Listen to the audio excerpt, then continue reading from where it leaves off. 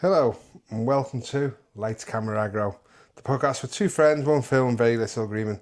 I'm Phil, you're a daft prick. And I'm Nicky, and I'm surreal but nice. This week it's Phil's turn to share a movie he loves, and today he's bought the 1999 film Notting Hill. Please feel free to like and subscribe, and by all means comment below. I know that will come soon enough, but first, how's your week been? I've had a lovely weekend. When we're recording this on Wednesday, I was in London at the weekend, which feels nice and appropriate because this film is very London, based in London, set in an area obviously. of London. Wasn't in any bit that was reminiscent of this film's version of London, but you know, I wasn't far actually. I went to the Royal Albert Hall for a thing, and that's in South Kensington. That's the nearest tube, and I was just looking on the map before. Just to, cause you know, when you get the tube, you don't actually have a clue where you are in relation to other places if you just go, yeah. So I looked, and actually it's about 53-minute walk from South Kensington Tube to Portobello Road, which is where a lot of this is supposed to be. Yeah. In Notting Hill. So, you know, yeah, nearby-ish, kind of. But it's lovely. It's interesting because I've always thought of when I was down there, just visiting the door. Because I really like this film. I have been. Well, we'll talk about this. I obviously watched this film when it came out, and then went to Notting Hill just to for see. the film. Yeah, didn't see anything that reminded me of anything in the film, but still. But yeah. So, how about you? What have you been doing? So I've just been blasting through movies. Obviously, been doing a lot of little shorts on our channel, just little 2-minute reviews of films that I like from over the years, which I will continue. But I've just been, any free time, just spamming movies to refresh myself and just talk a little bit about them on the channel. Okay. Busy work, but basically any free time has just been doing that. And went to see my daughters, you know. You did a bit of childcare, parenting. Yeah. Well, I mean, 17 and 20 don't need childcare. I don't think I've mentioned this on the podcast previously. My eldest daughter has been a camera woman for Manchester City Women, which very, very proud of. Mm-hmm. So, yeah, so that's pretty much it. Okay, so before we start, remember this is going to be full of spoilers. If you haven't seen Notting Hill yet, now's the time to pause the pod and come back when you're done. We'll be waiting. Okay, Phil, why did you choose Notting Hill? Don't be sarcastic. It's an interesting... it's not one I expected from you. So this is the thing, you know, obviously when you look at my movie choices over the first series or things I like to talk about, they tend to be science fiction, action movies, loud, brash. They tend to be good versus evil from the 70s and 80s that you had when you were a little boy. And this just shows another side to me. Okay. Yeah. I do love the odd rom-com. I particularly like Hugh Grant in rom-coms. I don't know, I mean, he seems to play the same character a lot in these types of movies. During this period, I think. Yeah, I just like that setting. It's like a middle-class England that probably doesn't really exist. And it just feels nice and warm. And generally, these types of movies, and actually driving up here, the soundtracks I really like to them. You know, this has got a great soundtrack. The songs that are on there, the actual score to this movie is amazing. And it just feels warm. Makes me feel warm and cozy. Okay. So, I watched it. So it came out in '99, and I think I watched it at the cinema. And I wanted to watch it. I wanted to see it. I seen it at the cinema. Because I'd watched Four Weddings in '94 and thought that was really funny. I do like Hugh Grant, still do. Obviously, this was his era of rom-com, repeatedly. But, you know, I liked him a lot. I still think he's a great actor. I think he does better. He's done better things in more recent years. But I wanted to watch it. And I remember enjoying it when I watched it. Back then, I also agree with you about the music. I think Richard Curtis does have some great soundtracks to his films, and so I think I had this on CD. So when I was watching it for this, the music immediately became, you know, it was, oh yeah, I had that. I remember listening to that. I remember that, and that was nice to remember. And at this point, this was '99. I'd also enjoyed, like, Richard Curtis. He hadn't done loads of stuff in terms of big blockbustery films, but I knew him from Blackadder.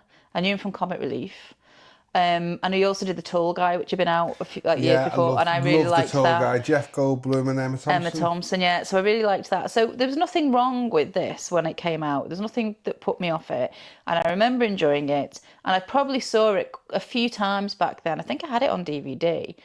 But what's fair to say is I haven't seen this since maybe the early 2000s until this week. And that was an interesting experience to watch it again. Right, okay. So we'll get into that as we go along. So should we get started? Yeah, go for it. So it starts with a great opening song. She. Yes, but Charles Elvis Costello sings it. Well, he sings the end one. Charles Aznavour is the original. I think the original is the first playing of it, and at the end it's the Elvis Costello Right, version. okay, I knew there was an Elvis Costello Yeah, there is, version. definitely. And there's lots of great footage of Julia Roberts at what look like movie premieres. It's a montage. Yeah, we all love a montage. And obviously the voiceover. Yeah. I like a good voiceover to start a film. It's lazy writing. Well, and Will Thacker, our hero in the movie, just talking Anna Scott and. Well, he's talking about his life in Notting Hill and how, he hadn't expected to it all sort of change one day when he met her. Yeah. It feels route one of how to set the scene. Well, it worked for me. I'm happy for you, but also I would suggest that Richard Curtis at this point could do what he liked because he'd had such a big blockbuster with Four Weddings. So no one is probably going to tell him to rewrite it a million times. I don't think everyone, if they didn't have the level of cachet that he brought at the time, would have been given the same leeway. That's what I think. Possibly, but I thought it was a good opening monologue that helped build this. It tells us what's happening immediately. Yeah. And eventually we start seeing Will's house in Notting Hill and introduces to Spike, who arrives and asks for advice on a T-shirt. Can we just discuss Spike? But so I do know this. Julia Roberts was petrified of Rhys Evans in this. Okay. You mean because Spike, because he was dirty and obviously the character he was meant to be unclean and stuff. He's gross. He stayed in character while he was filming this, and she was just freaked out by him. I remember seeing an interview with Rhys Ifans, and he was laughing about it.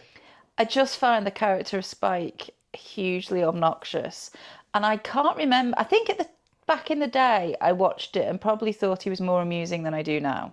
I don't find him amusing in the slightest now.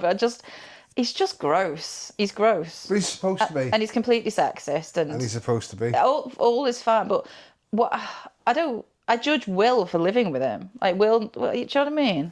No, not at all. Will's just took him in and he's obviously got to pay the bills, so. Well, I mean, the the economy, the money that they have. He's got a bookshop that no one goes into, and he's skint, and yet his house is massive in Notting Hill. Do you know what I mean? Yeah. All of this, we have to suspend our disbelief so many times in this film. And the most basic thing at the beginning is, yes, this is Will's house. He just has one lodger, and that's enough to pay that mortgage. He's got a business that doesn't seem to ever really sell it. We see him sell books to Anna Scott, and that's it. I don't think we see anyone else buying a book.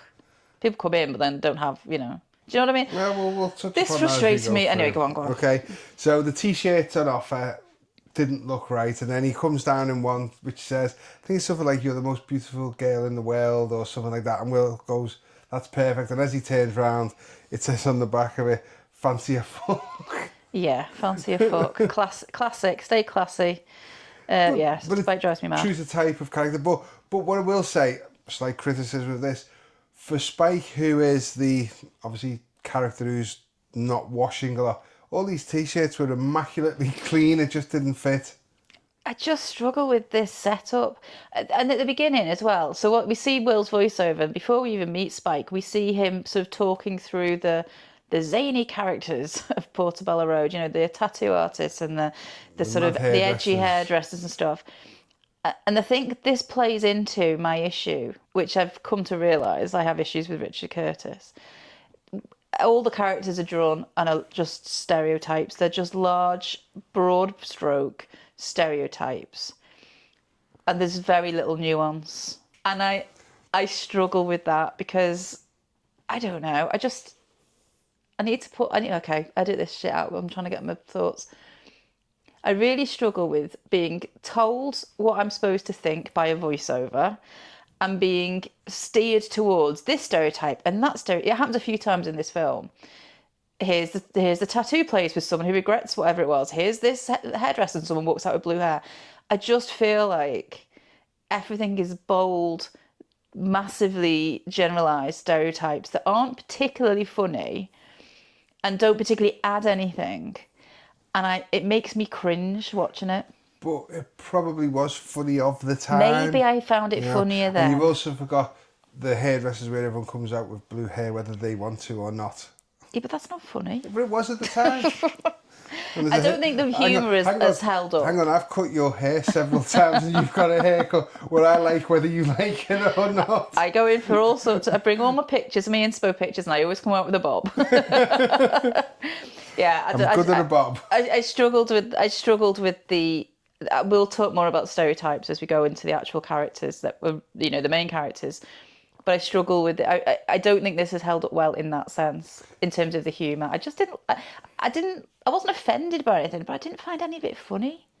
Interesting. Yeah, it's weird. And you're the one who likes comedies, exactly, allegedly. And I find this quite amusing. This film. I think you may have different senses of humour, or we find different things funny. Probably. But yeah. Anyway, sorry, I just took us back there. So Will walks to his travel bookshop. Yeah. And we get to meet his assistant Martin. Yes. Who's played by James Dreyfus. Yes. And James Dreyfus, a very small cameo in this. Yeah.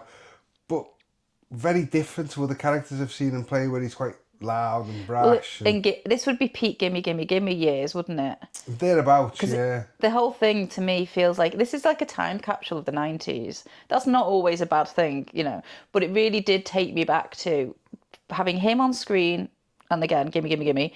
Also, the guy who we see in this scene we spot nicking a book down his pants is Dylan Which is Moran. about to come up, yeah, and that's Black Books, and that's sort of, again, it feels so 90s. These are people who you saw on the screen all the time in comedies, and I'm sure they're still doing their thing, but I'm not aware of what they're doing anymore. It feels like they're rooted in this particular decade. Yeah, that's this era. And then the other thing I saw when we had Will walk into his house before this scene, he's got magnetic poetry on his fridge.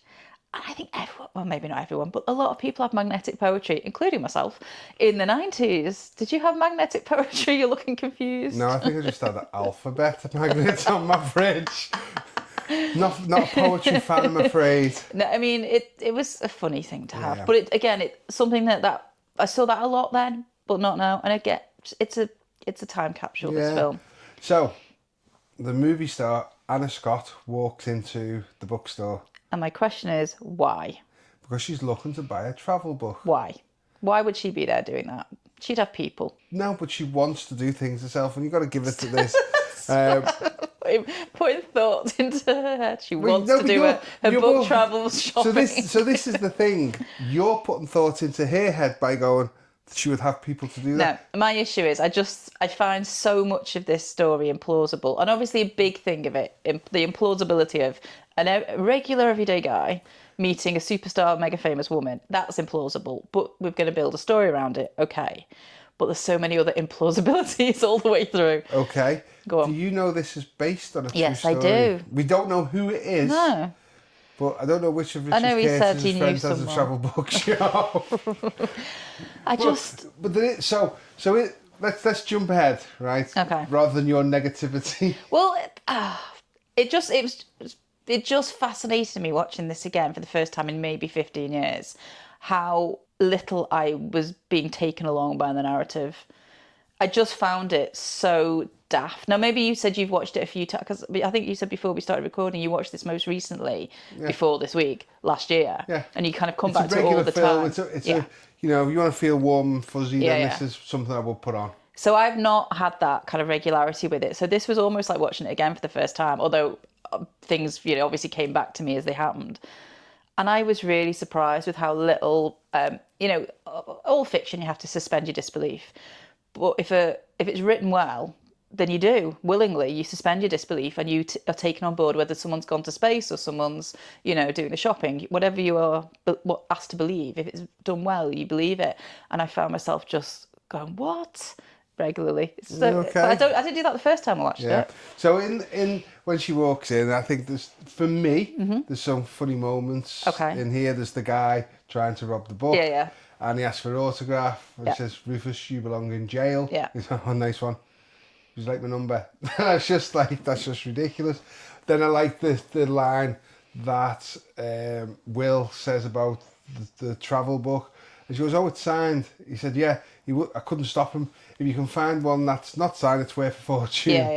Yeah. Little tiny lines like that just make me smile all the way through. Okay. So then she buys books and leaves, and then Martin comes back and he goes, guess who's been here? And he decides not to tell him.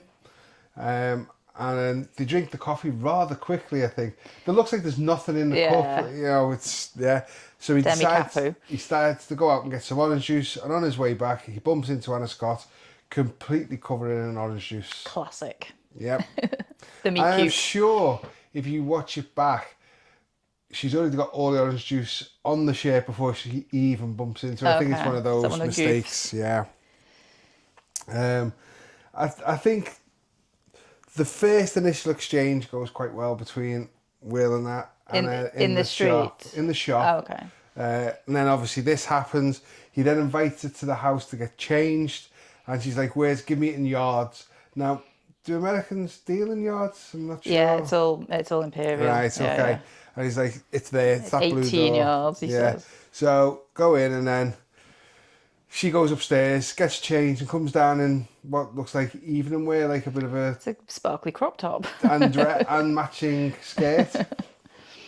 And then he tries to offer her a drink where she repeats no repeatedly. And then... Which should be the end of it. Yeah. Because she said no. And was like orange juice, was like sparkling water, would you like this? And then he has this thing about peaches in honey. Apricots. Yeah. Like same thing. And then as she's leaving, she leaves and then comes back for the She leaves a bag, so she has to come and get back. And then before she goes, she kisses him. Implausible. Why? This is my issue with this whole film. She wouldn't. Nothing about that exchange has shown that she's into him. Here's a positive thing. Hugh Grant is a brilliant actor. And I love him in everything he's ever done because he can do no wrong in my eyes. I just think he's a great actor. But when he was doing these sorts of films, he does them really well. He does what the script has asked him to do. But for me, the script is really cringe. And I know that the whole thing, and I think Richard Curtis has said before, he writes himself. So he writes the bumbling, awkward person who's about bumbling with women. And fair play, write what you know, no problem with that. And he puts these words that presumably he feels are really authentic, because this is what he would say, into Hugh Grant's mouth. And I cringe, because they sound so not how people speak. Now, we've talked before, for example, about in Shirley Valentine, it was so scouse, and we were like, this is like people we know, and maybe people who are not from Liverpool or the Merseyside region would feel similarly. So I get that, maybe there are some people who would speak like this. I just find it really hard to buy into. But Hugh Grant does a really good job at being the bumbling, awkward, nervy guy with the apricots and the honey or whatever it's called, syrup, I can't remember what it was. Surreal but nice comment. All that, all of that. He does it all really well. And I believe that he's nervous. And I think Julia Roberts is brilliant. She can do no wrong. She plays this role really well. But what she's given to do is not enough. Nothing in this exchange makes me think that when she comes back for the bag she's accidentally left, she will kiss this complete stranger when she is, presumably, inundated with random fans, randoms in the street. I know she might not think he's a complete psycho because he hasn't done anything psychotic. But why on earth would she do... Why? What? Because it's Hugh Grant. Oh, well, it's not Hugh Grant. It's bumbling, nervy Will Thacker. But the thing is... Who's thrown a drink over already. In a situation like that, and somebody as beautiful and as famous as Anna Scott... Yes. Normal people would not have the confidence to go up to somebody like her. It would always be the overconfident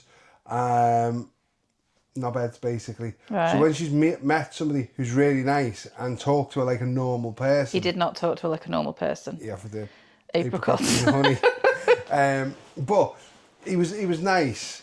Maybe it was just attraction thing. And also, we find out later in the movie she's having relationship troubles, and somebody who showed her a little bit of attention.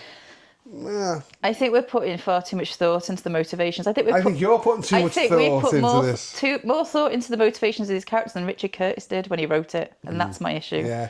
So the next scene, we see Will watching TV with Spike, and it's a movie with Anna Scott in, and he mumbles the line, "Somewhere in the world there's a man who's allowed to kiss her." No. And Will just doesn't say nothing. So, okay. Oh, how can I get into this? Right. 2 things. First of all, let's go for the easy one. I can't stand feet. Don't need to see Spike's feet. Yeah. I hate there's too much feet in this movie. We see Will's later. There's no reason to. I guess they're doing a kind of Spike's feet are absolutely filthy, gross, disgusting, and Will's aren't. But even so, we don't need to do that. Keep the feet away. Not the feet for free. Right. The second thing. So, one of the reasons, again, I enjoyed Richard Curtis films back in the day.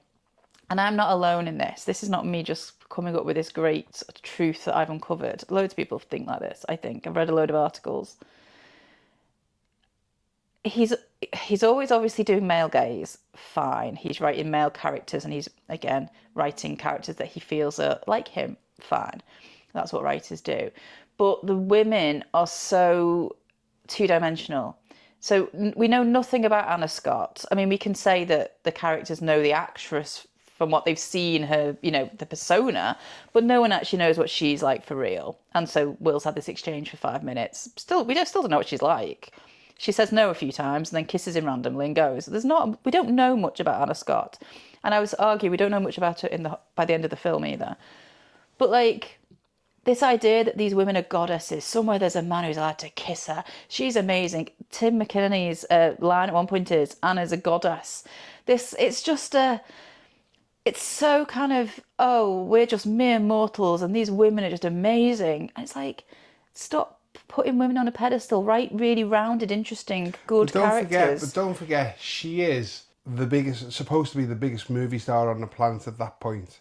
So you will get people who will just elevate her because of her status as that movie star. I just struggle with the dialogue. I just think loads of things that are said between friends, between people who fancy each other in this film and in many other Richard Curtis films would never actually be said out loud in real life at any point. And these aren't, kind of crazy fantasy films. These are supposed to be rooted in supposed real life. Yeah. I struggle with the dialogue. Fair play. Okay, sorry. So, cut to a scene where they seem to be sat on a rooftop balcony. Above it's their roof, isn't it, of the flat or the house? Yeah, and Spike's in a wetsuit. Yeah.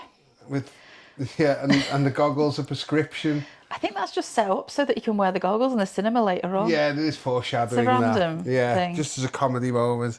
And Will asks Spike if there's been any messages, and he goes, "Oh, your mother called, such and such," and he said anything else. He goes, "No."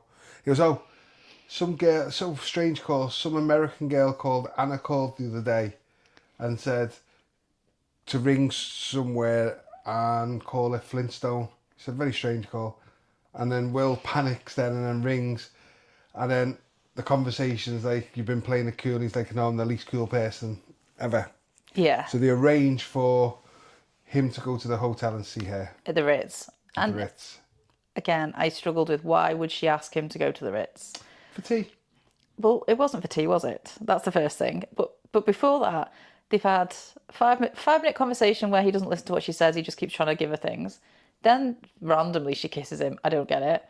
And now she's ringing, come to a press junket. No, I know she doesn't, yes, but that's still what happens.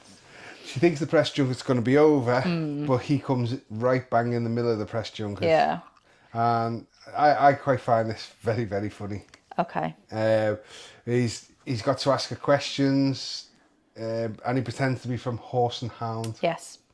Is there any horses in this movie? No, it's set in space. Yeah. And it's her agent just looking as if to go, what are you even asking? Mm-hmm. Who is the agent? Oh, that guy. I always get him mixed up with Derek Jacobi. It's definitely not Derek Jacobi. I know, it's not him. I know exactly who he is. He's been in a bunch of stuff. I saw him in John Shrapnel. And he's done loads of stuff. I've seen him in a lot of things. He died in 2020. Yeah, he's one of those people that just pops up in things. He's been in a Doctor Who. He's been in Oh, it's in the Winter's Tale, Branagh's theatre thing. National Yeah, Theatre Live, Macbeth. I've seen him in a lot of Nutrix. things. I've seen him in a lot of things. Yeah, he's a very recognisable face on TV. Yeah. So he's like basically eye rolling at some of the questions. And then when he leaves the room, Anna's like, "Oh, I'm really sorry, I thought this would be over." And he's like, "Oh, it's okay, it's okay." And he asks her, "Is she busy tonight?" And she says, "Yes." So he says, "Okay, well, it was lovely." Gives her some flowers. And then he's ushered into other rooms where he has to interview other members of the cast.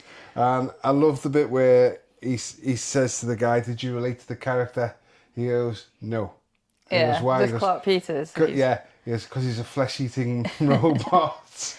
And you know when he was talking to the girl, like, well, actually, we'll talk about girl in a minute, but DiCaprio? the actual child, yeah, that's Misha Barton from the OC. No. Is it? Yeah. I always knew that at the time. Well, when the OC came out, I knew that she'd been in that when she was younger. Okay. But yeah, she'd done 22 films. Yeah. And he said, who's your favourite actor? He says, Leonardo. And he goes, Da Vinci. He goes, DiCaprio. But that's not even funny because he knows that Leonardo da Vinci isn't an actor. Well, It's not. I get that, but it kind of worked. Okay, my pet peeve. This is another Curtis pet peeve for me, and it's across all his films of this period anyway. The male protagonists always, habitually, and all the characters refer to women as girls. So there's a bit where it's coming up where he's talked to Anna Scott, and he's sort of actually got like a minute alone because the PR guy's gone out. And he talks about it's like a dream, whatever. And she said, what would happen or whatever. And he says he'd kiss the girl. No, because a girl is a child. You kiss a woman. They never, ever. And it's not once or twice. It's habitually. Women are described as girls by the male characters and possibly by the female characters as well. It's clearly a vernacular that Curtis uses. Right, I've not picked up on that. But, Honestly, but fair point. It happens repeatedly in this film and in others. The girl, I don't know. It just drives me mad. But it does with, does in real life as well. So sorry, I'll get back down off my hobby horse. Yeah, stop ruining my movie. So he gets called back into the room with Anna. Yeah. And she says that thing she had to do that night, she's no longer doing it. So he then remembers that it's his sister's birthday meal. Yes. And she goes, well, I'll be your date. And he's like a bit taken back that she would do that. Mm-hmm. And he takes her along to the date. Yes. So... No, do you know what? Some of the, I have mixed feelings, and some of them are good feelings about the scenes where it's his group of mates, because I do like films where it's a group of mates. Yeah. You know, I did Peter's Friends in the last series. Yep. I like an ensemble cast with a group of mates. This group of friends is interesting. They're not horrible people. They seem supportive of Will. I think it is indicative of, when you are someone who is living in London, for example, or a big city where you haven't necessarily grown up and you move there, then you end up with friends. You're not with family members around you. You create family dynamics within your group of friends. It feels very of its time because the TV show Friends, this is how it was. I like that. And I don't dislike any of his friends particularly. I dislike Spike, but he's not in that group. It's fascinating. Like I say, it's a time capsule. The idea that, how old are these people supposed to be? Mid-30s? Mid to late 30s, I would say. I worked out when I was watching it, when Anna said something like she'd been doing this since she was 19 and she's basically been on a diet for 10 years, that would make her 29. I've no idea if I don't know if that was what they were trying to do, but that's what I assumed. And I think maybe they're all supposed to be like early. Richer kids can't do maths. Well, as well. I don't know. I think they're all supposed to be maybe early 30s. And it's fascinating. This is not a criticism of this film particularly, but it is fascinating how the economy changes over time. The idea that a group of 30-somethings now are sitting around a very lovely Notting Hill house. I was looking up the locations. It is literally off Portobello Road, the houses they filmed in, or the exteriors anyway. I think they're even interiors were studios, but it is very, very spenny, where they live. But this group of friends who all have I can't remember the names of the friends, so I'll just have to say that. It's Gina McKee. She's a lawyer. She's got cases. Yeah, disabled. Yes, we'll talk about that in a minute. But she's like a lawyer. You've got her husband, Tim McInerney, who's literally wearing every scene, a waistcoat and shirts with sleeves rolled up, even when they're having like evenings in their own home cooking. What? Do you know what I mean? These do not look like early 30-somethings now. You've got Hugh Bonneville, who I do actually find his character quite amusing. He's good in when he this. walks in and I wrote it down. He says, "Bollocks up at work again, millions down the drain." You know, and he works in the city. And that did amuse me, even though obviously. And the fact that he didn't recognise Anna Scott. Yeah, that didn't talking about acting. That didn't amuse me. That's amused me. Okay, whatever. But I find him funny, the fact he's quite sort of down on himself. And, lost millions again. Oh, you know, another day at work. But they've all got very grown-up jobs and have very grown-up homes.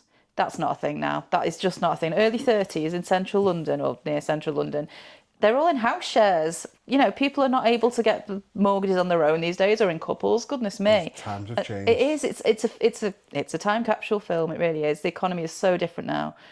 And so I found that kind of, I mean, it's interesting, but it does feel like a timepiece in that sense, a period piece. I thought the dynamic of the meal went well, where they're all talking. Yeah. And the conversation, and they find out that he's cooked guinea fowl and Anna's a vegetarian, and then they have this talk about the last brownie and who deserves it the most. Yes.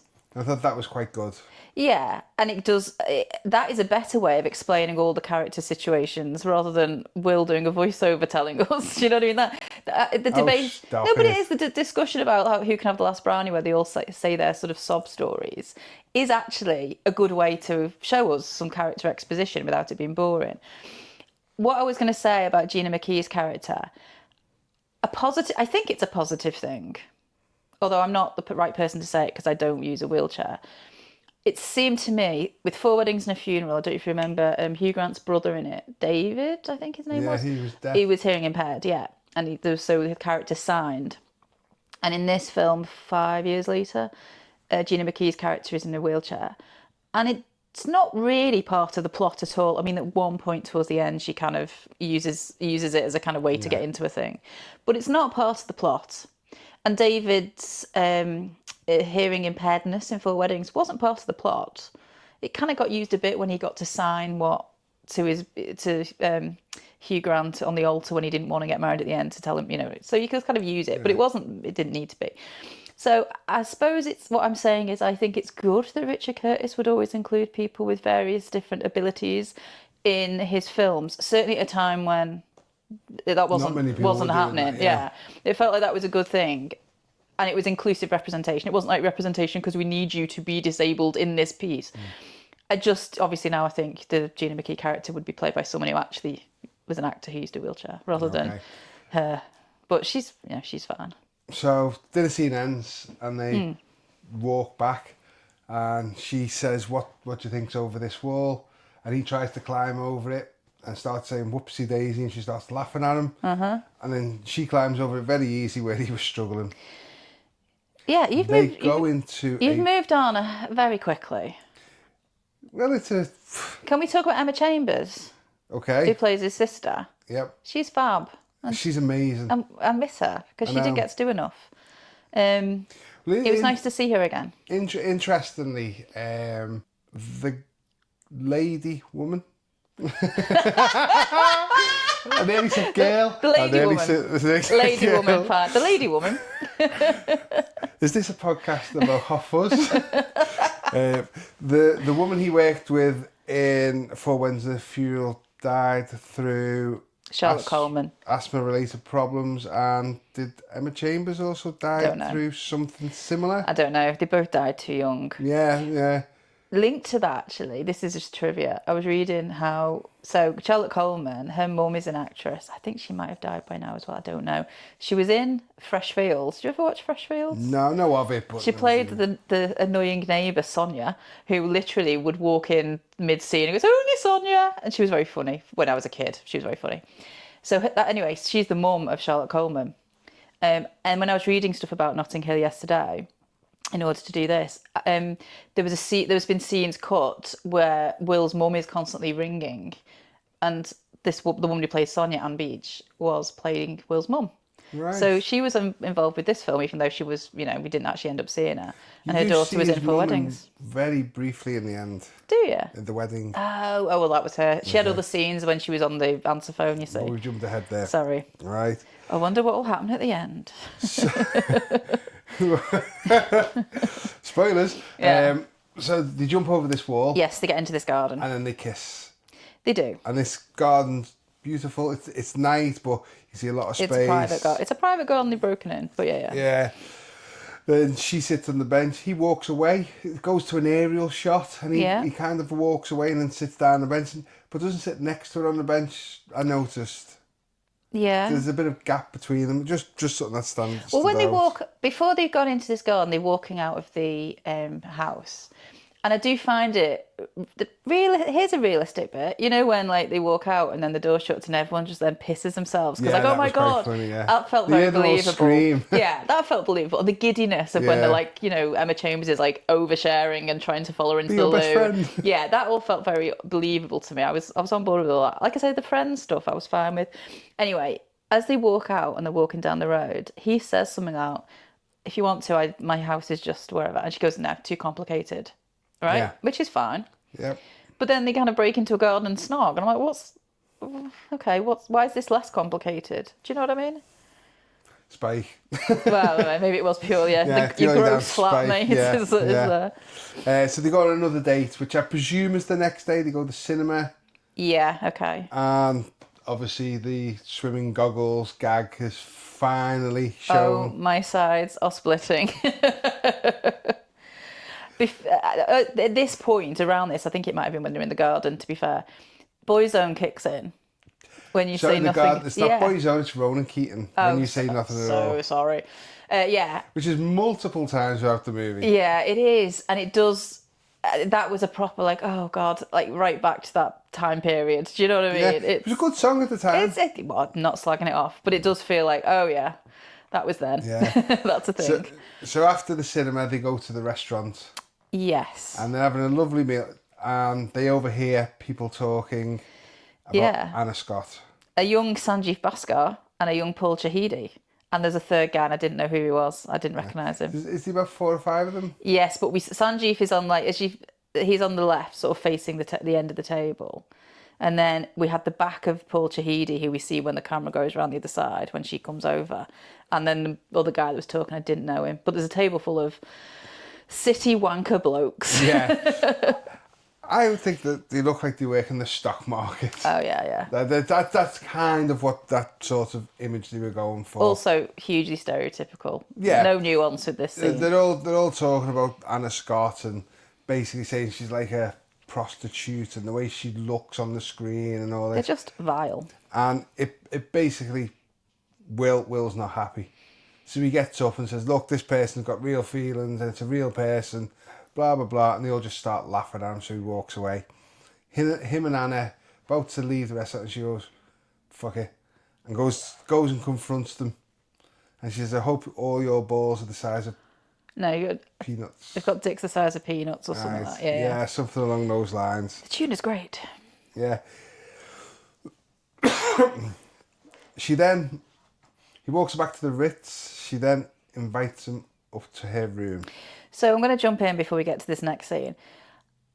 You can say that these guys are, it's okay that they're broad stereotypes because they are just summing up a whole, bunch of knobheads that she probably has to deal with all the time. But for me, the stuff they're saying is objectifying women negatively. I would say Richard Curtis objectifies women positively, as in he's not slagging them off, but he does still objectify them. They're all on pedestals. No one is no one's more than two-dimensional. They are goddesses or kooky or ditzy or, they're all very... Stereotypes. Yeah. And so, these guys obviously are saying horrible, vile things. But and they're it's nice. Stereotypes as well. Yeah, they are. Guys, oh, they are. But, yeah, I just find it all too lacking nuance. And I think, for me, comedy is in nuance. And there's not enough nuance in this film. I'd like to think it would be made completely differently now. But, yeah, it's fascinating watching it back in 2026. Fair play. Okay. So, she asks him to wait a couple of minutes before she comes up to the room. He comes up and knocks on the door and kisses it, and she's got a shocked look on her face. Her boyfriend from out of town. Yeah. The legendary Alec Baldwin has turned legendary. He wasn't at the time. Well, yeah, he was a big name at the time. Well, he's still a big name, but I don't think he'd have been hired for this gig these days. Yeah, I think he'd be not considered. But it's literally 30 seconds and he's gone. Yeah, he's not got much to do. Yeah. And, you know, we see the look of shock on Will's face. Anna's really disappointed that her boyfriend's there. Her boyfriend asks him, he thinks he's like a Room service. asks him to adios the dishes. Yeah. And that, it's... Why are you grinning at that? Because it's just the shock that it happened, because you're thinking this romance is going to blossom and then there's a spanner in the works. Yeah. So, do you know about how Richard Curtis has someone called Bernie in every film? No. Okay. So I'm paraphrasing slightly, but I hear about this all the time. Richard Curtis was going out with someone years ago and she left him for somebody called Bernie or Bernard. So ever since then, in every film, he has put a character called Bernie or Bernard in it.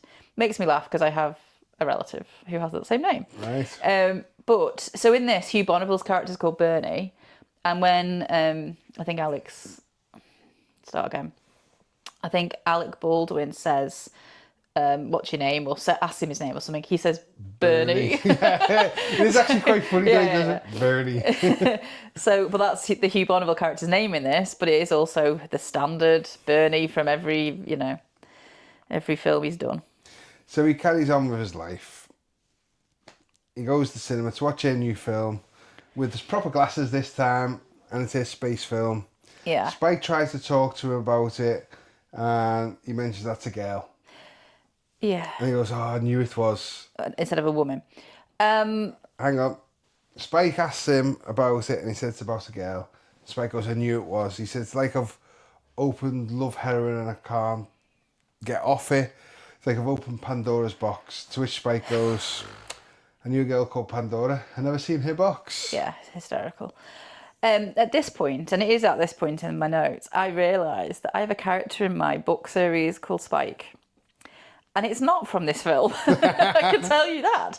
The reason I called it's the younger brother of my main character. The reason I called him Spike was because I decided that the parents would have called, or the mum would have called her child Spike after Spike from Press Gang, who was played by Dexter Fletcher. Yeah. A much better Spike, in my opinion. So, he walks down the street, and as he's walking down the street, you can see in the background, there's newspaper headlines featuring Anna Scott. Yeah. Basically. Red Tops, the tabloids. Yeah, all the daily trash. Yeah. And there's been a leak of some old photos of Anna Scott, which I presume are topless photos, because they would be in the papers. Yeah. And this also felt very realistic, to be fair. I mean, this is the 90s. And this was still going on. Phone hacking scandals and people getting paparazzi'd all the News time. Of the world, and all the Sun. You definitely see the Sun. The Sunday papers were the ones who tried to do all this, wasn't it? They build up the stories, and like the News of the World would expose stuff. Well, but when they say expose stuff, it'd be nothing of great grandeur. It'd be just about celebrities and their love triangles or naked pictures and things. So we now know a lot more about this period of time in tabloid journalism and the way they got stories. But she basically just says, she thinks she posed for these topless photos when she was young, and someone must have sold them, which is sort of, not criminal. It's just really shit. Whereas we now know a lot more about how the tabloids are operating because of the phone. What ties this in really well is Hugh Grant is a big advocate of... Hacked off the campaign, Yeah, huge. There's a bit later on where he's actually saying something, they're just tomorrow's waste paper basket. He's being really naive about it. And she's just, quite rightly, really fuming with him for being naive. And it was funny to see Hugh Grant play someone naive about the power of this, when we know Hugh Grant is actually brilliant at standing up for victims of the phone hacking scandal. So, there's a knock at the door. Okay. It's Anna Scott. And she's upset, and she said, I didn't know where to go, and I thought this would be a good place to hide out. Okay. Will's like, come in. And they have a bit of a conversation about her boyfriend, and he says, not every day you get to adios the dishes of a famous movie star. Okay. And they then start talking, and she says she's here for the new film. And he says, well, maybe I can help you with the script. Yeah. They also have a bit of chat, which is a a thing to set up for later about the Chagall painting that Hugh's got a print of in his Yeah, I can't flat. believe you got that Yeah, picture. if we should mention it because it does come back later. Yeah. Well, he helps her with reading through the script, and she says, "What do you think of it?" He goes, "It's no Jane Austen, No, Henry James. no Jane Austen, or no Henry James." Okay. He does mention Jane Austen as Okay. well. And so, Will runs in a bath, Yes. right, to calm her down. And Spike enters the house with the newspaper. Looking at the friggin' nudes because he's gross. Yeah. Heads straight up to the bathroom. We kind of see him about to... He's about to have a piss. Is he? Yeah. He got the newspaper with nudes. Oh, gross. Yeah. Oh, I thought you were yeah. he was going to have a shit. No. Oh, no. Yeah. And then you hear the he's- voice, "You must be Spike." And he turns around and he sees Anna in the bath. Yeah, so again, she would not be happy if someone walks in while she's having a bath. 100%. After this Yeah. whole, like, you Yeah. know, after this whole invasion of privacy she's just Yeah. experienced. He then pops his head back in and went, "Just checking," and then closes the door and then puts his hands together and goes, "Thank you, God, thank you, God." Yeah, horrible guy. And the other thing that I can't stand Spike, I just find that I think he was supposed to be comedic. Yeah. But now I find him just too gross to even contemplate. Because there's that. But then later on, well, in this scene, he's saying to Will, she's just split up with a boyfriend. Basically, she's vulnerable, so you should shag her. Like, what? But there is people like that do exist. But that doesn't mean that I want to see them as in films that are supposed to be light-hearted rom-coms. I know, but what it's showing he's is gross. Will's character is good character, where there's Is it idiots. because he does shag her that night? I know, but she comes down to him. It doesn't matter. She's vulnerable and she came to him for a safe space. Honestly. It doesn't read as well as it used to. That's all I'll say. Yeah, so he comes down, Spike, and he goes, "You know, you are good friends. You get on. Maybe it's time to slip her one." Now, but then she comes down. He thinks it's Spike, and he goes, "Oh, for God's sake!" And she goes, "Oh," and then and he goes, "No, come back."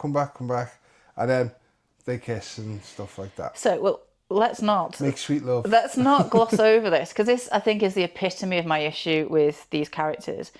You see them, it's sort of dark, it's kind of, you know, romantically lit, and they're both standing up and they start to kiss, and the implication is they then go on and have sex. But the start of it is, he basically undresses her. He pulls off her top, you see her bare shoulders. He's still fully clothed, he undresses her top to move it down her back, and the way he kisses her neck, it's like she is a Greek marble statue. So beautiful, something to be adored, something to be kind of viewed. And he is in a t-shirt and PJs or whatever he's wearing. You know, it's not about him. And this is the epitome of how Richard Curtis's female characters are treated. The love interest, certainly. Some of them are just like the hags, you know, or the kooky crazies like Emma Chambers' character. But the female sort of romantic leads in these films are treated as though they are porcelain. And I just, the way Hugh Grant kind of kissed her neck, it should be sexy. It didn't seem sexy to me. She was vulnerable. She went to him for a safe space. I get that she approached him. I get that. So, you know. And it had been building up, you know, right throughout the movie to this point, it had been building up where they were...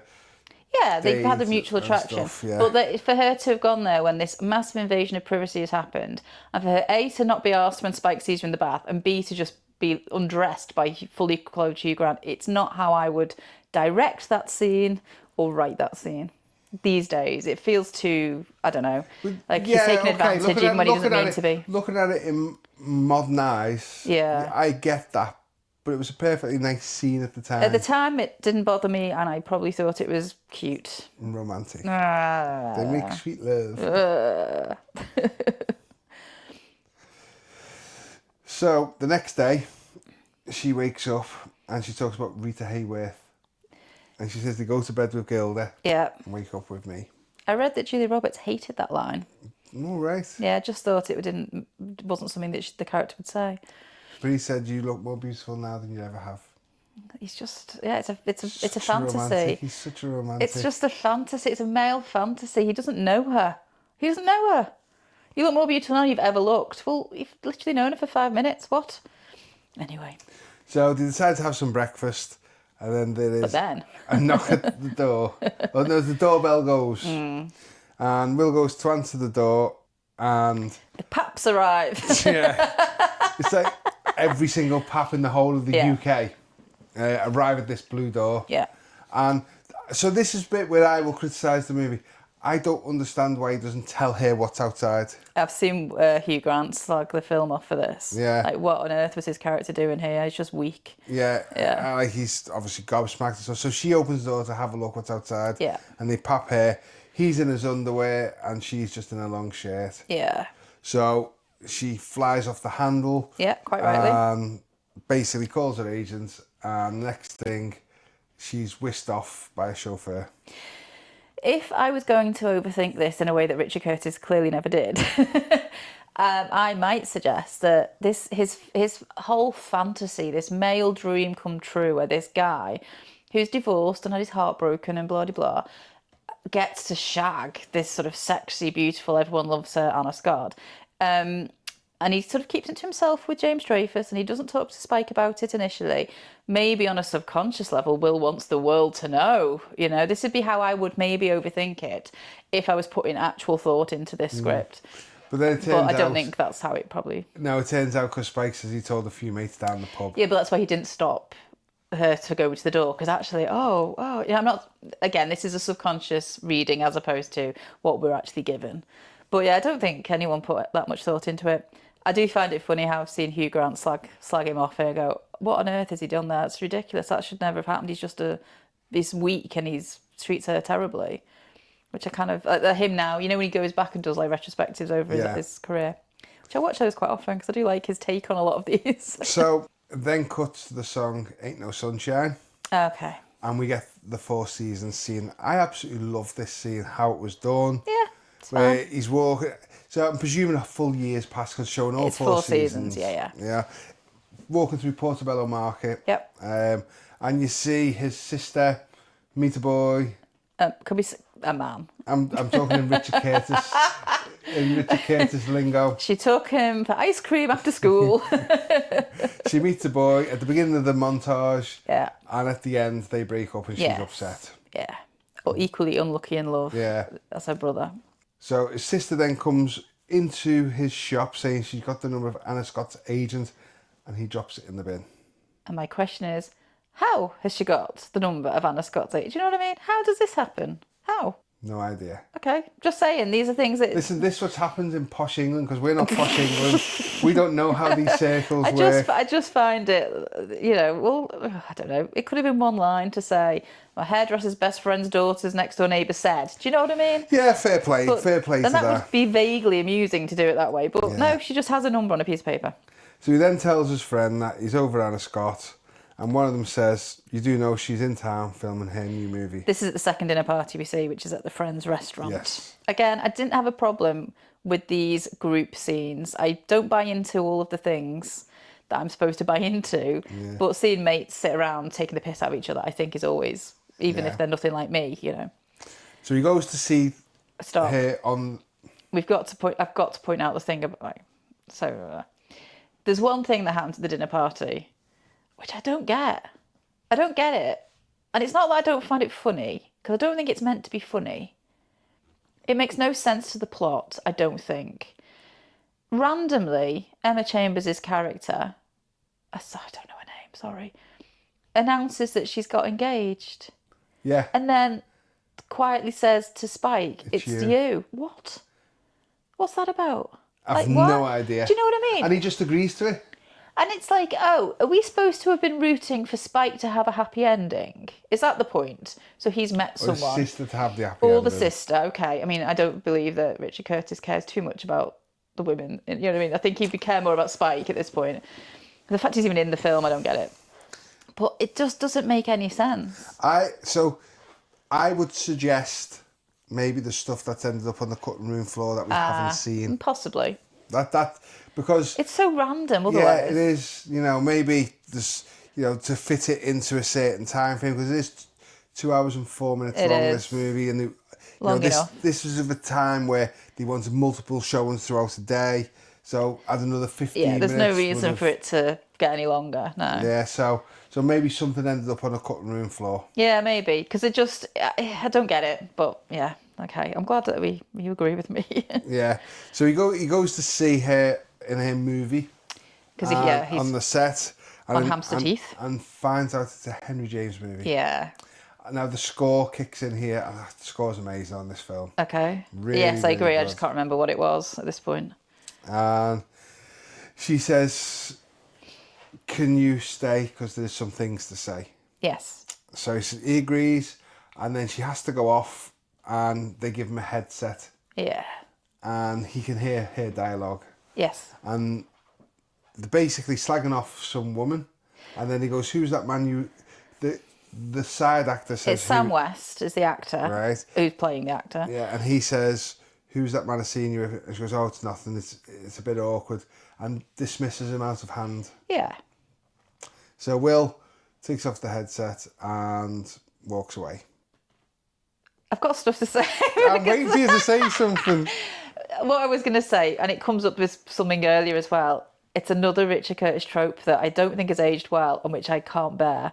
There's a lot of fat shaming.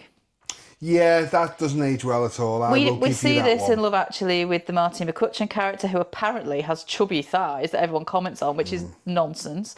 But Sam West, who is the real actor playing the part of the actor, he's slagging off someone's arse. Yeah. Like, oh, she's got more. She could give that to all the skinny people and have. Well, I can't remember. I'm not even going to requote it. The other bit is.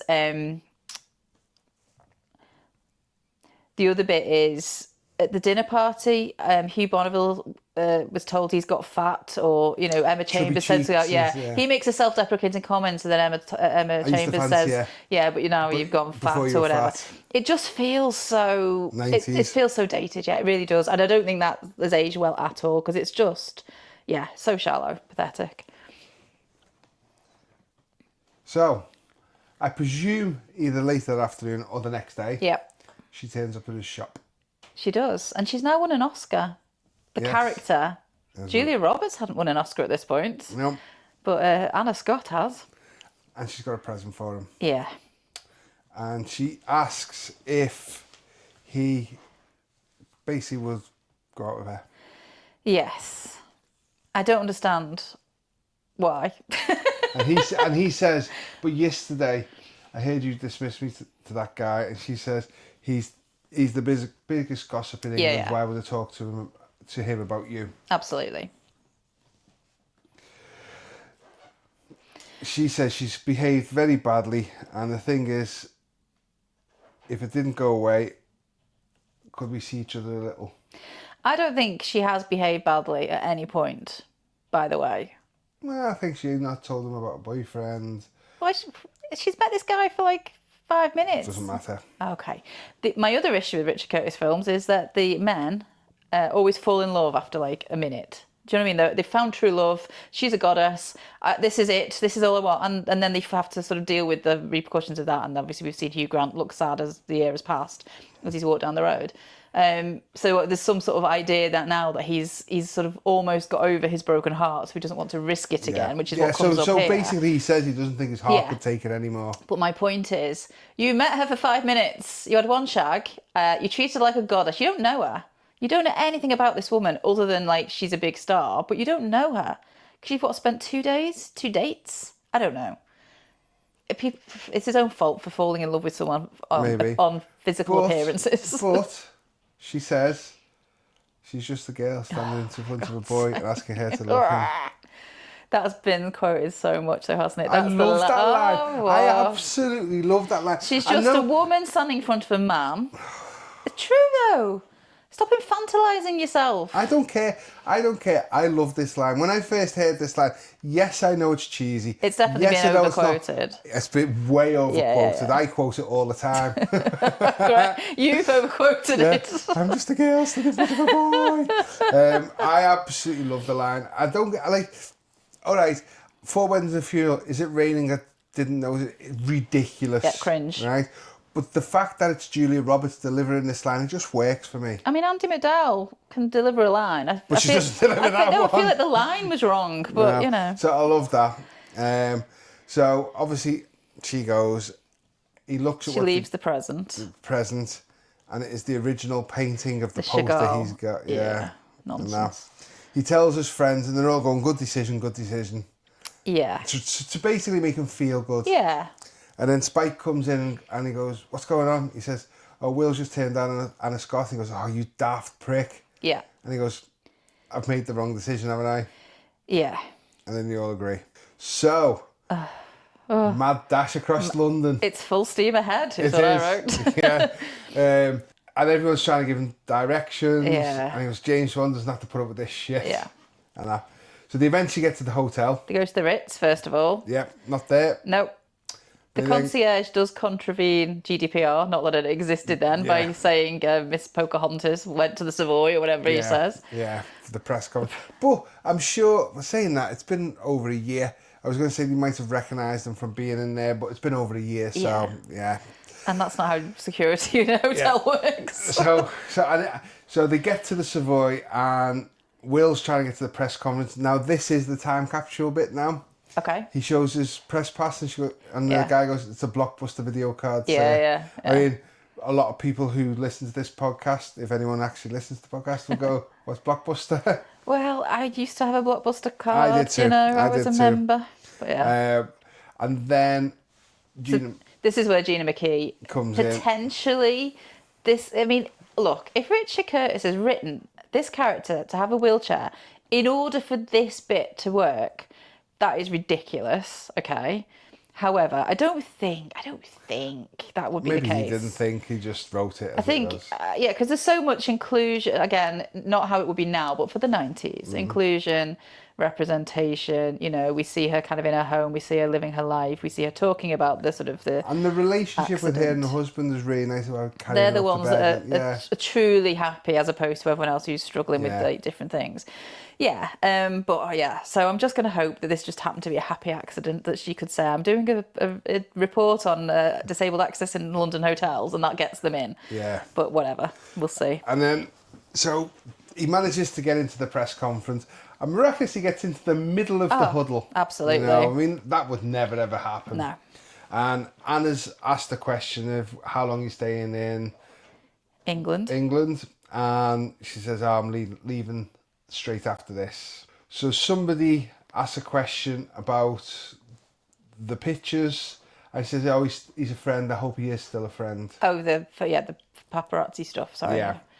And then Will puts his hand up, and he asks Anna about if circumstances were to change and that guy, and somebody shouts, I think his name's Thacker. Yeah. And he goes, yeah, Thacker. If Mr. Thacker had realised he'd been a daft prick, would you reconsider?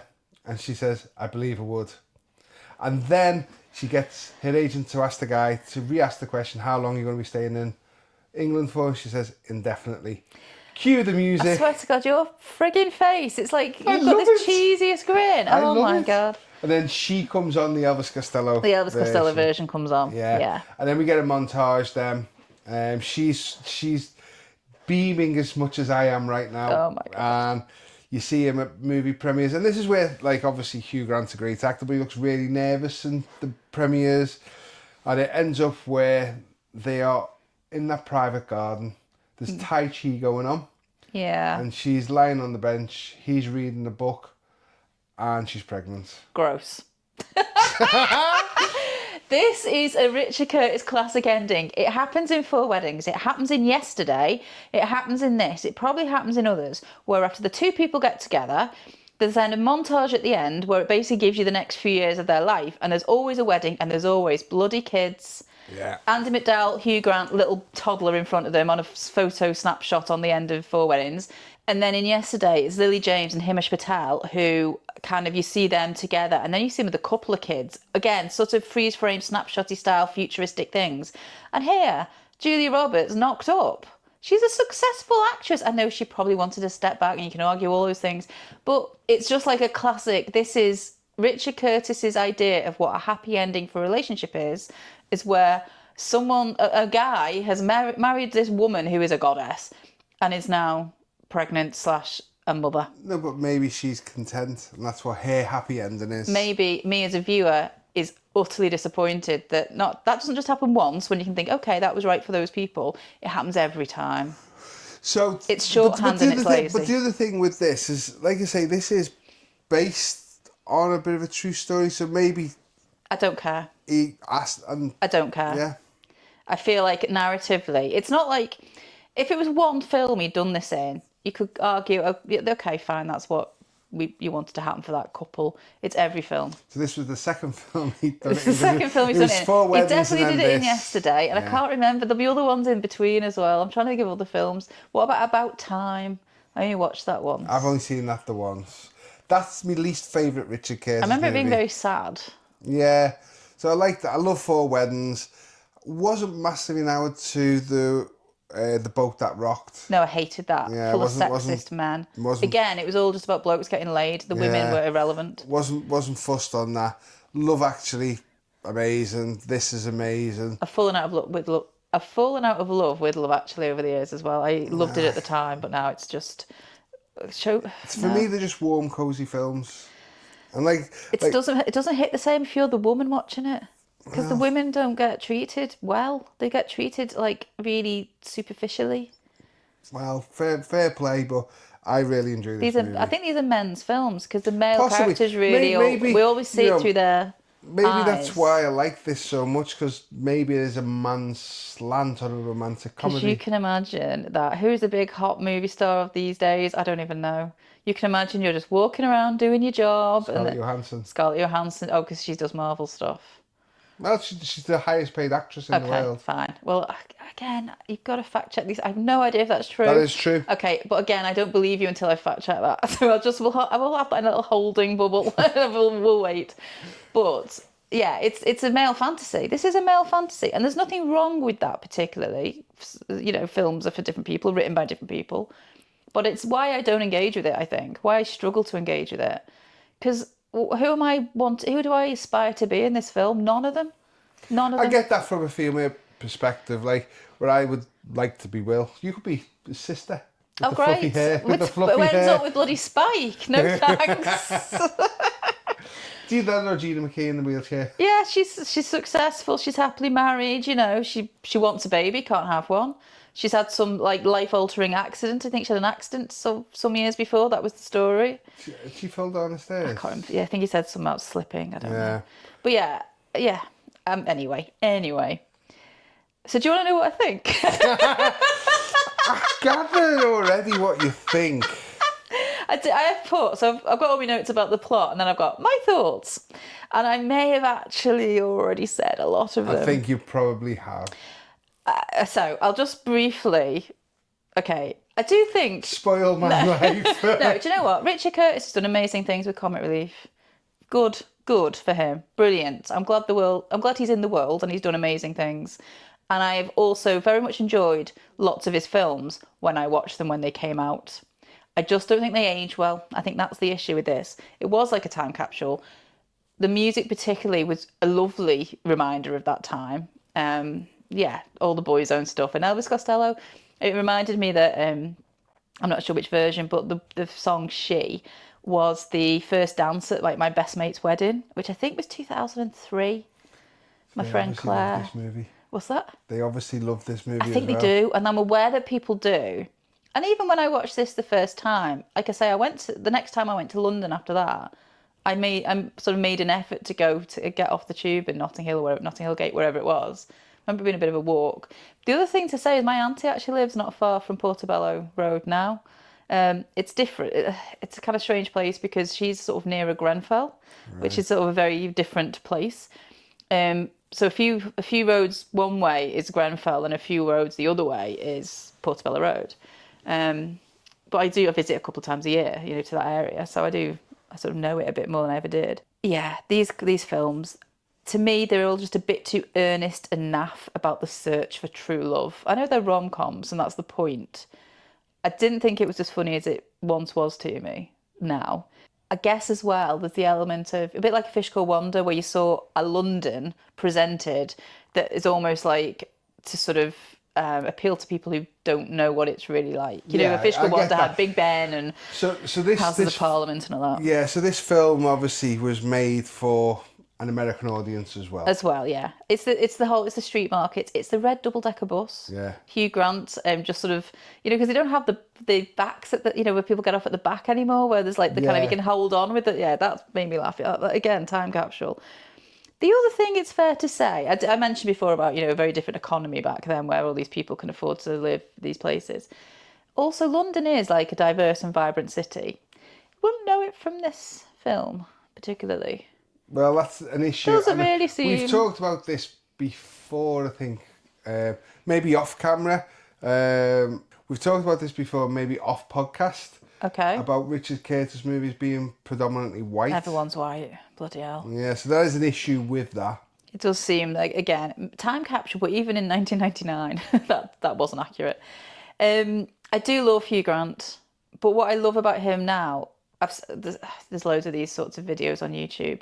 You'll see him sort of talking through his top 20 roles, and he'll sit there and he'll go through different things. And I do like how he just takes the piss out of himself, how he played the same character all through, a 10-year period or whatever. And I think his best work, he does it really well and I really enjoy it, but his best work, I think, is when he decided to just sod that and do different things. So he was really good in the Jeremy Thorpe thing when he played Jeremy Thorpe. Was it a very English scandal or a very British scandal? One of them. Paddington 2, Phoenix Buchanan. About a Boy. Amazing. About a Boy, I don't mind it. I think, again, not written by Richard Curtis, which helps.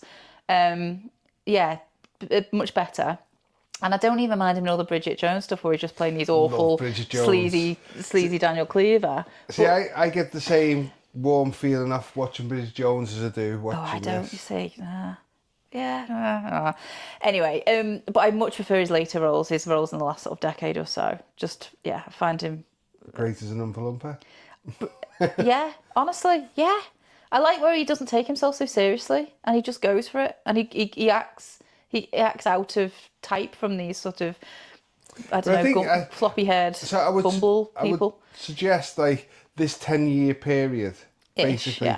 bankrolled him to be able to do the future roles of whatever he wanted. I don't know. I think I've seen him talk about how he was sort of scared to do different. But it doesn't matter because, he does a great thing in this. Julia Roberts equally, brilliant actress. I buy into the fact that she's this Anna Scott actress. Well, she is that in real life, isn't she? Well, I just think she's let down by the fact there's no personality been written for her in this. That's kind of where I'm up to. Let me just see if there's anything else I wanted to say. Yeah, so, okay. I suppose my underlying thesis about the fact I don't buy these two getting together because they don't spend any time together, really. If Anna Scott, looking like she looks, worked in a shop or, I don't know, what other jobs do people have? Was a teacher, right? And then she walks into the travel book shop and everything else happens exactly the same. She sort of talks to him about the Turkish book and she buys it and she writes, she wouldn't have to give her autograph, I guess, if she was a teacher, but, she says to the guy, you should be in jail. And then he spills orange juice on her top. All that exactly the same. But she works in a shop or she's a teacher or she's anything else. I don't believe for a second that Hugh Grant's character Will would fall in love with her. You might think she's fit. You might think, oh, that's quite an attractive woman walked in today. But at no point would he kind of be this starstruck or in awe guy who then makes it his mission to kind of want her. Because it's not about who she is. It's just about this aura that has been given to her by the fact she's supposed to be a movie star. And I think when you put it into that context, that's why I don't buy their relationship. I don't buy that she kissed him, like I said. I don't buy that she'd say, come to the Ritz, when she's literally met him for a minute and, he just garbled at her. I don't buy any of that. But even if I did, I don't think any of that would have happened if she had a job that wasn't movie star. But she is a movie star. Oh, for God's sake. That's the whole premise of the movie. It is. She is the most famous person on the planet at that point. Yes, because we're told that at the beginning. In that amazing monologue. Do you want to hear what some other people think? They better think the same as me. Do you know what? There's a lot of positivity out there. Thank God. I struggled to find... Well, I didn't search too far, to be fair. there was a really some of these pieces are funny, and you should read them. I know you won't, but I'll link them all in the show notes. There's a piece by Yasmin Omar called "The Very Specific Appeal of Hugh Grant's Romantic Declarations." It breaks down all of these like rom-coms basically that he's. But she starts off talking about how he starts off in Four Weddings and a Funeral, doing the bumbling, stuttering, eye blinking, nervous thing, and he can't even look. He does not give Andy McDowell eye contact. Yeah.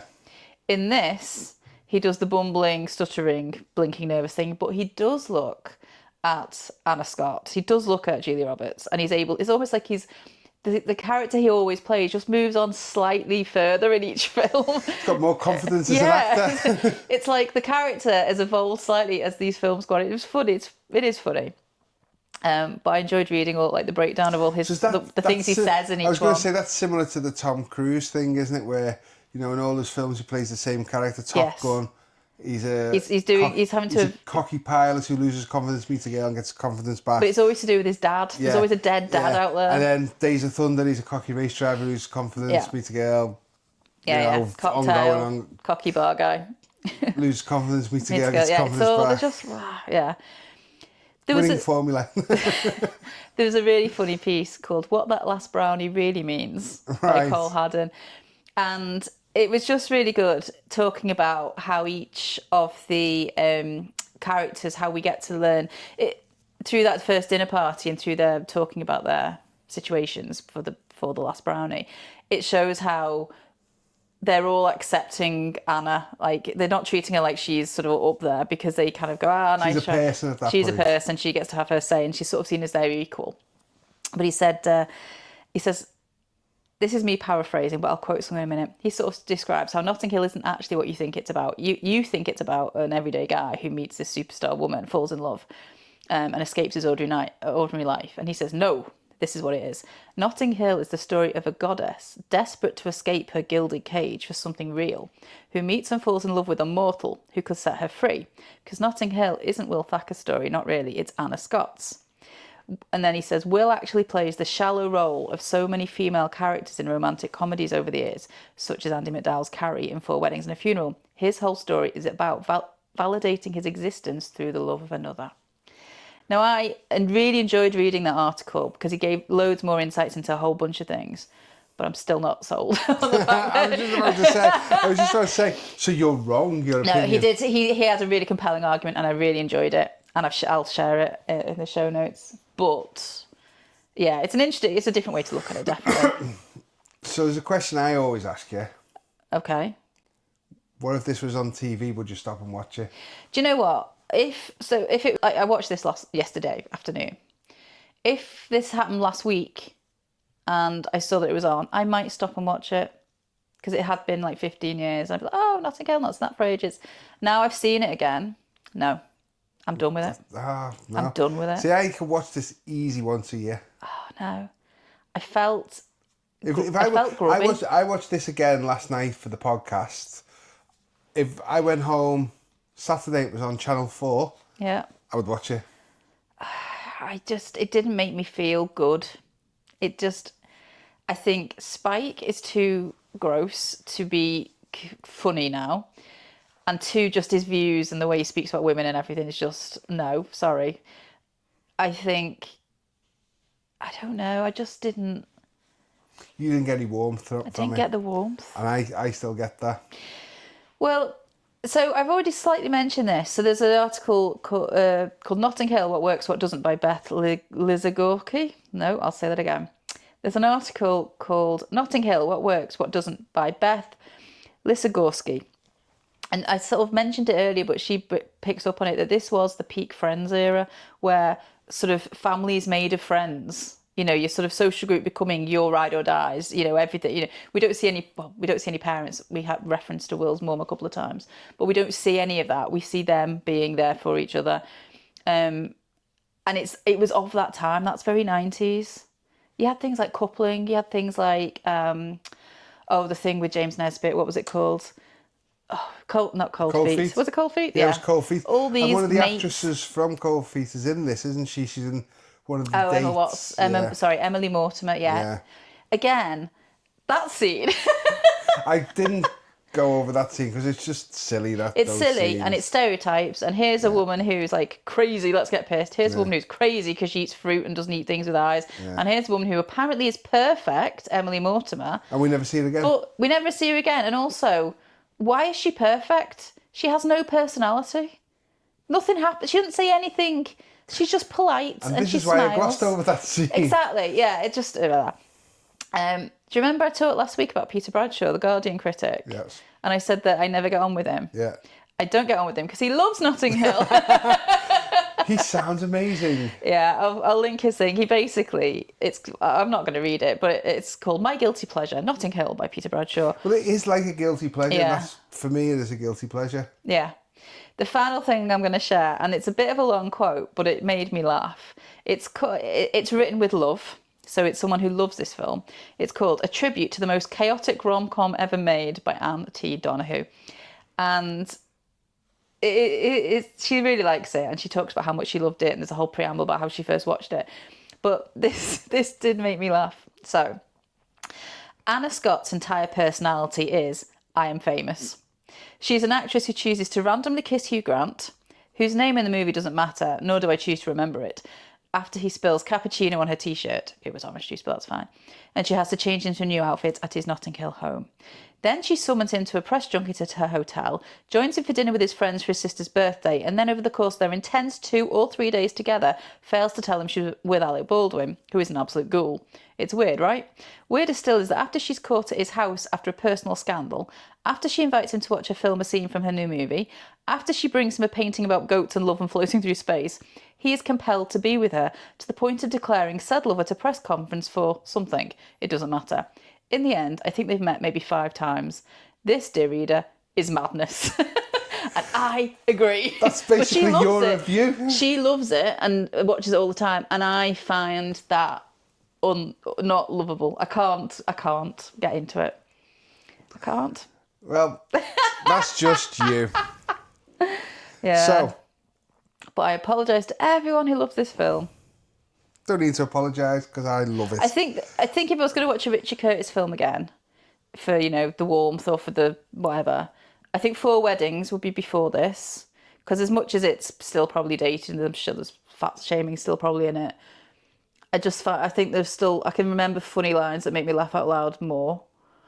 And then the film Yesterday, which was not that long ago. Although did he write it? I think he wrote it but didn't direct it. I'm not sure. Danny Boyle directed that. Yeah. But I enjoy that more. Again, there's still goddesses and. So I have to say, there's a thing that would stop me watching Yesterday again. Okay. And that's the John Lennon scene that didn't need to be. It didn't need to be in it. No, Robert it didn't Carlyle. move it anywhere. No. I like Robert Carlyle. Yeah, no, he's great. But it didn't. Yeah, that definitely didn't need to be in it. Well, next week it's your turn to choose the film. Have you decided what it's going to be? I have, and I am 100% sure. No, I'm 99.9% sure you've never seen this film, and it is a very different tack from this week.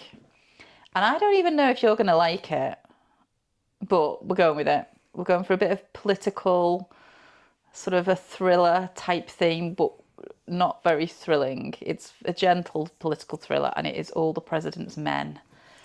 I have never seen it. No, I didn't think you had. It's brilliant, but I'm not sure how brilliant you will find it watching it once. Does that make sense? Brilliant, like Notting Hill. Oh, it's so much better than Notting Hill. Robert Redford and Dustin Hoffman. Okay. And if people want more, where can they find you? Okay, so I'm at nickybond.com, and also if you search for the Lisa McAuliffe stories, you'll find all about what I'm writing. How about you? And Toffees Are Us on YouTube and Phil Timon on TikTok. Excellent stuff. So thank you for listening to all of our thoughts. And until the next time, bye-bye. Thank you. See you later.